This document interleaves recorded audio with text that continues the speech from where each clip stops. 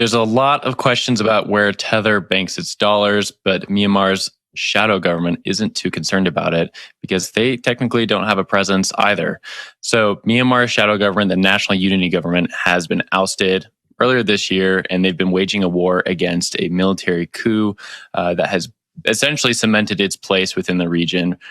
And they need funds in order to keep moving forward. And they're looking to Tether to be used as their currency of choice. Of course, they're using other monetary instruments, including some sort of bond that they raised earlier this year, but they're looking to Tether, specifically its ability to be traded on par with the dollar, as a means of fundraising to wage its war against the military government that ousted it earlier last year and this year. Naming a throws to you, this is pretty fascinating to see that Tether is the central monetary unit for, or could be central monetary unit for, what is a regime war in Southeast Asia. That is not something that I would ever expect. And I think this actually has greater importance for the cryptocurrency space than a lot of other news that has come out this year.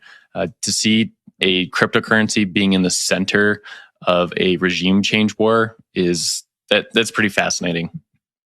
Yeah, no, it is. It's kind of interesting how governments are starting to key into the value of cryptocurrency and at the same time being very fearful of that value because they're realizing this is a double-edged sword. We've seen the same thing, like the way that Iran was evading sanctions by looking into mining and encouraging people to go into mining. I have Venezuela. They create the petro as a way to kind of avoid sanctions. And both of these governments then crack down on their own population getting involved with crypto. Because the fact is, crypto is a tool. It is a neutral tool, and it is a permissionless tool. It can be used by anyone, and it can't be controlled. And so it's very interesting because governments are using this to evade the bad repercussions of other governments. But then those same governments are looking to their people and being like, "Well, we don't want you guys to evade our control. We want to still be able to control you." So there is this war of control going on, and crypto is being used as this baton.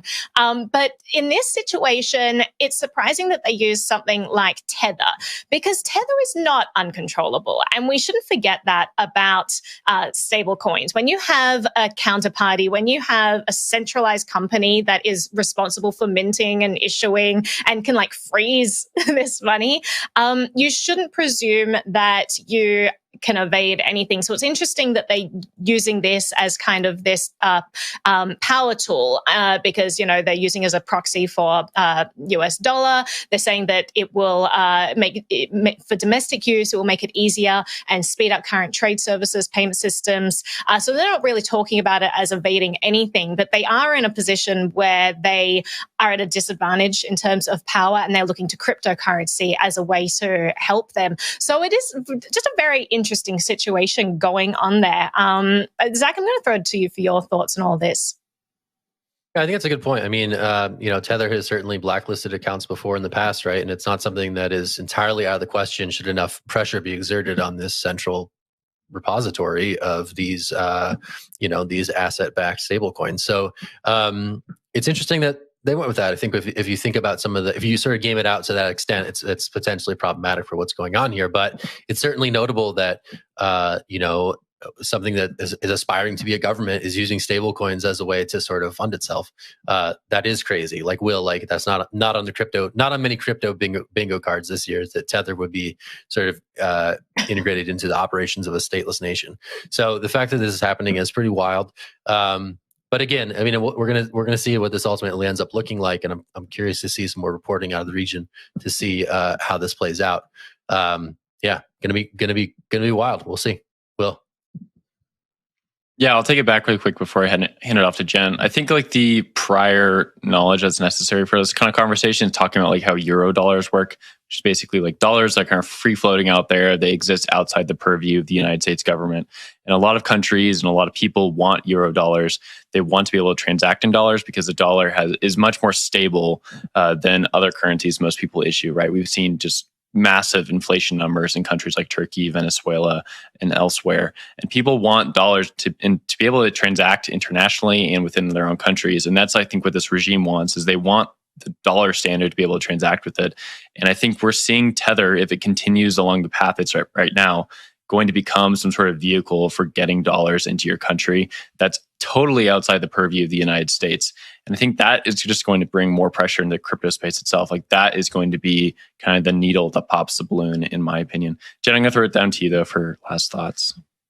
Yeah, I actually had a question that you kind of just answered there. I was going to ask you, just given Tether's history and Myanmar's history, is Tether the best vehicle for what's happening there? And I think you kind of answered it but why not like USDC, for example?